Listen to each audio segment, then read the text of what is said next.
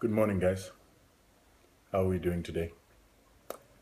I'm continuing with my story of us taking an introspection of the role of our businesses, the responsibility of our businesses and our business people, and the nationals of nations in developing Africa, in developing our countries, and that mandate of development. Now, as I've made a number of posts that are critical of a number of business people, a number of rich people in Zimbabwe, there have been a lot of people that have risen up, a lot of people that have come to the post, supporting the post, but some of them indicting me and basically fighting me to say that I am jealous of the people that I'm talking about. Now, I find this is quite a shallow perspective and a shallow way of looking at things, because if we are going to develop as a nation, one of the very first things that we have to be good at doing is having dialogue, coming up with ideas and sharing ideas and basically holding ourselves responsible and accountable for the development that is in the country. Now, my view and perspective is that there are roles and responsibilities in each and every community. And these roles and responsibilities start from a family level all the way up to a societal and sometimes a national level. And so, in my understanding, the roles and responsibility of a nation is that for us to be able to develop a nation, we need capital. And if we need capital, the very first people that are responsible for developing the nation are those that have the capital. And so usually you would find that government has capital. But before government can even have capital, it needs citizens that can work, earn money, and then pay taxes so that it can have capital. But those citizens, for them to work and have money to be able to pay their taxes, have to have a capital class that is able to invest and create the jobs, create the opportunities that allow people to work, earn money, pay taxes, and give government the capital that we then enforce them to give us the services that government needs to deliver. Now, the question I keep asking is that when government has got all this money that we give them as a mandate to deliver services to us, what do we need them to do with that money? We need them to give us education. We need them to give us food services, basic services. We need them to give us hospitals. We need them to give us facilities that are found in any civilized nation. But the question that I'm asking today is, why should a government give you any services?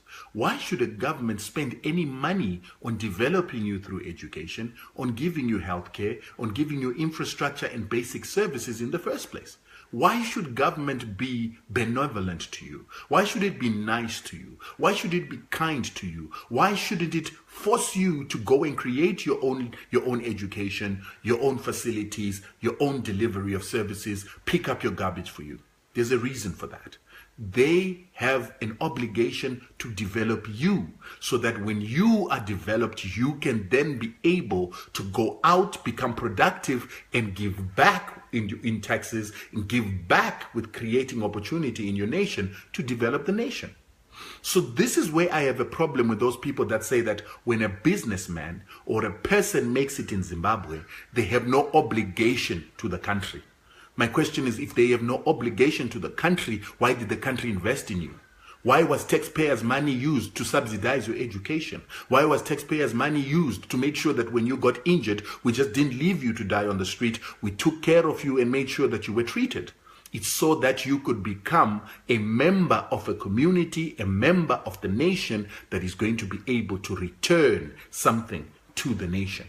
So, let's not forget that when we've got people returning to the nation, they return in a number of ways. They return in working, they return in ideas, they return in solutions to problems, and they return by becoming business people. That's why we register business entities in the country. And sometimes that's why we give those businesses protections. That's why we give those businesses privilege to do business in the country. We close out competition for those businesses so that other companies from outside, stronger companies from the West, stronger companies from neighboring countries do not come in and take the piece of cake. And this is my issue with the Econet and the telecells and a lot of the companies that we've got in Zimbabwe. The cellular network industry in particular was protected by the government for local players. For if the government did not protect for only local players, we would have had Vodacom and MTN coming into Zimbabwe, taking the licenses because they were bigger, they'd already got experience, and they would have been able to get a bid before any Zimbabwean would have been able to get that bid. But the reason why the Zimbabweans that are in Zimbabwe got the bids to be able to offer cellular services was because they were protected by government. So now you've got the owners of this company not only having been given education by our government, not the owners of these companies not only having been given healthcare and basic services in order for them to be productive, they were also given on a silver platter the protection for them to have licenses in an industry that had no competition from the outside. Today, now that they are prosperous, today, now that they've made a return, it is up to those people to give that return on investment that the government expected from them when they protected the industry for them to start their businesses, when they registered their companies, and when they developed these human entities that created these companies to become what they are today. It is not just, it's a moral obligation for those people to now bring back a return. So people say, but they pay taxes and they create jobs. So that's it. But hold on. Coca-Cola creates jobs. A foreign company from America which has got shareholders that were never groomed by our government, were never taken care of by the healthcare of our government, were never taken to schools by our government, also have to create jobs and pay taxes. So if they, foreigners who didn't enjoy the benefits of being brought up and invested into by our government, create jobs and pay taxes, how can that be the only obligation for a national? How can that be the only obligation for someone we've invested education, healthcare, infrastructure, and basic services to? We can't expect that only from a citizen. We expect more from a citizen. And part of what we expect from a citizen is what we expect in our basic African culture. The ability of a person who comes from a home to develop their home first before they start developing other homes. The responsibility of a child of a home to make sure that that home is prosperous, to make sure that that home is not wanting of anything, by providing all that that home needs, by providing solutions to problems, by providing money, by providing ideas, by providing wisdom, advice, training, and also offering services that go over and above the basic services that are offered by the government. So this is the issue that I've got with our black businessmen in Zimbabwe. And this is the problem that I've got when they go and put their businesses in other jurisdictions, where they go and develop those other jurisdictions. They save their inheritance in those other jurisdictions. They put all their interests and estate in other jurisdictions instead of developing home first. So when we are critiquing these people, we're not critiquing them out of hate. We're critiquing them to hold them responsible for us as a common union, a commonwealth of people that have a similar interest. And what is ironic is this. When these people leave Zimbabwe and establish countries and have citizenships in foreign countries, and their businesses remit and send their profits from our country to another country, they send them to countries that are creating new laws. One of the laws that is being created in Europe is called bail-in. So we know something called bail-out, but now we're having something called bail-in, where these European nations are saying any person, any citizen, any national or resident that's living in our country is responsible for the debts of this nation, because the nation is the people. So in the event that our country becomes destitute or it cannot pay its debts, we have the right to confiscate the wealth of any of the people in our nation to pay off our debts, starting with the richest. And it has been done many times before, where the rich were either overtaxed. In America, just after 1933, they taxed their people up to 94%. The richest end of the people were taxed up to 94% of their wealth. But now they're saying we'll even go into your bank accounts and take money out to be able to pay the debts and responsibilities that we've got.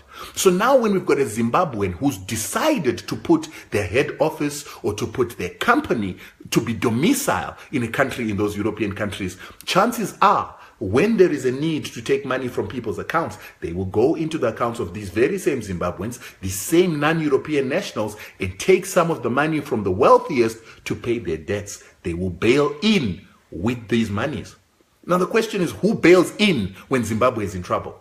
We forget that the reason why we ran out of money in Zimbabwe, particularly after taking the land, is there was externalization that took place.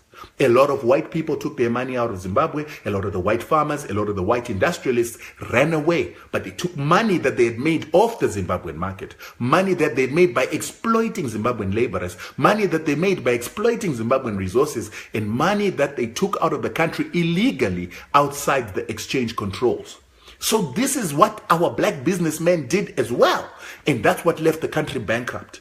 So if we all run to Europe, if we all run to the West after exploiting Zimbabwe, without reinvesting where we've exploited, who then invests where you've left a hole? Who then invests where you have exploited labor? Who then invests when you were paying people peanuts that they were not going to be able to have any savings or meaningful savings to put in the banks?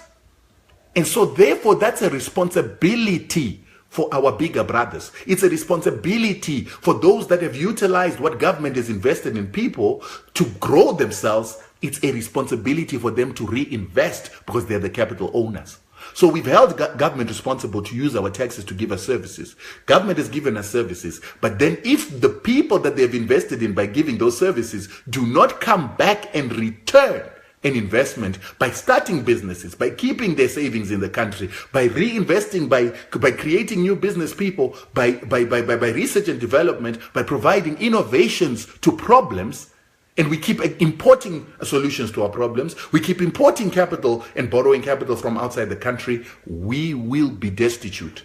We are like a family that has got sons and daughters that have left home, and those sons and daughters never bring any money back home. They never look after their parents. They never make sure that their parents have got food. They don't build houses. They don't build a new place. They don't maintain the place for their parents. And then they wonder why their parents are starving.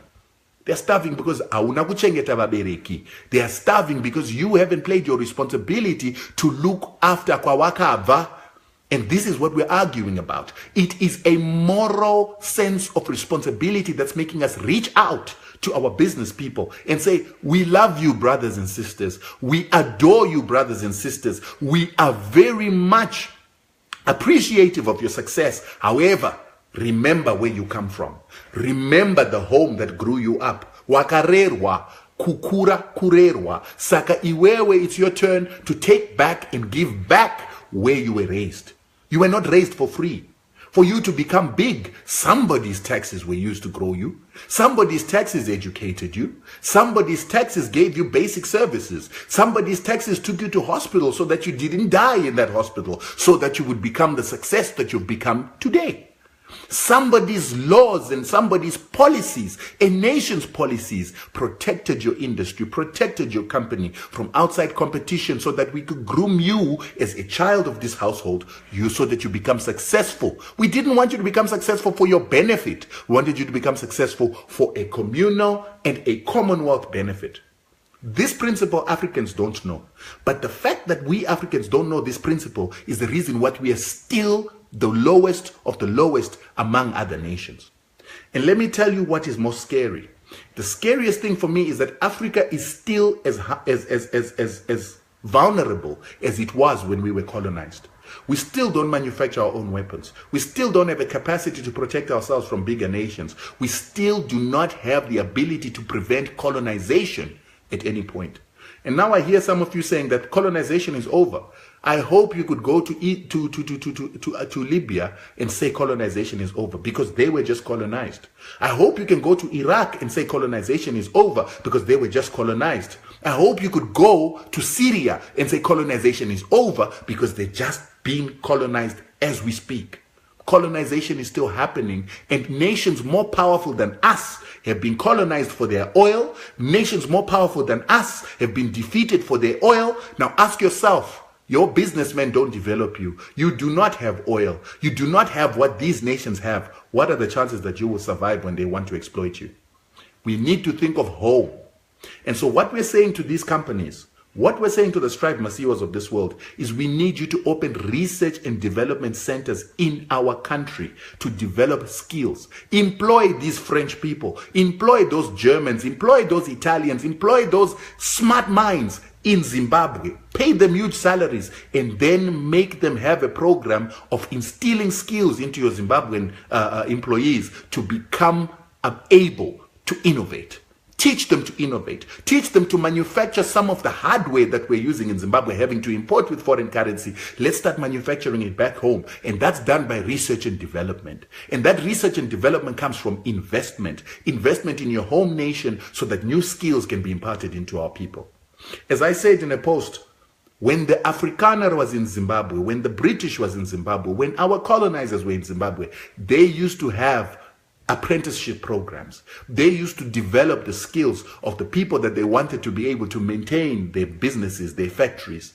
In Zimbabwe right now, we've got a new type of business class, a new type of industry, which is telecommunications. Our telecommunications industry, except the government-owned parastatals, are not training new skills. They are not training apprentices. They are not creating the new skills, the new engineers that are going to work in that industry. But more importantly, they are not skilling the people to be innovators. They're not skilling the people to be creators of solutions in that particular industry. People like Econet investing back home, people like Telecel investing back home could make Zimbabwe a cellular network hub, a technology hub, by bringing European skills that are employed by these companies overseas in their head offices to come and instill and impart new skills to Zimbabweans so that we start understanding this industry from a creative value chain perspective rather than just a maintenance perspective. It's our responsibility to hold our government, which is a capital owner, responsible, but it is also a responsibility for us to hold all those that the government has invested in, which is every citizen, plus those citizens that start businesses, to be responsible for developing Zimbabwe, for developing Africa, for Africa to be able to take its place and stand up against other nations. This is not optional. This is a survival issue.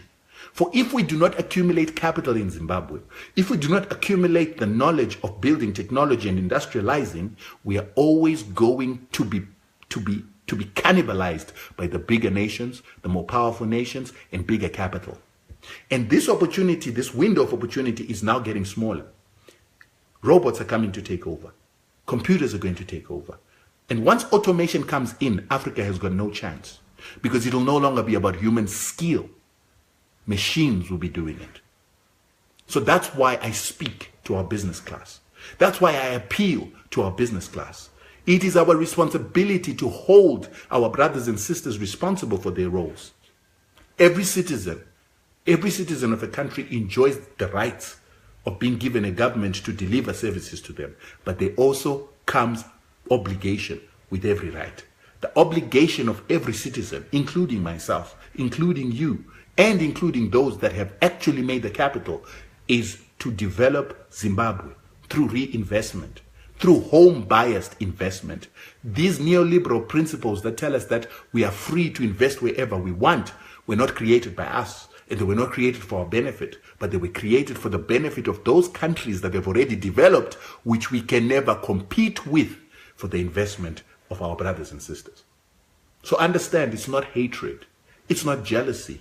It is our responsibility as citizens, because our parents paid those taxes that developed each and every one of us, and developed these businesses, and created the policies that protected these businesses for the owners to become so successful now that they think that they are independent of us. Have a good day.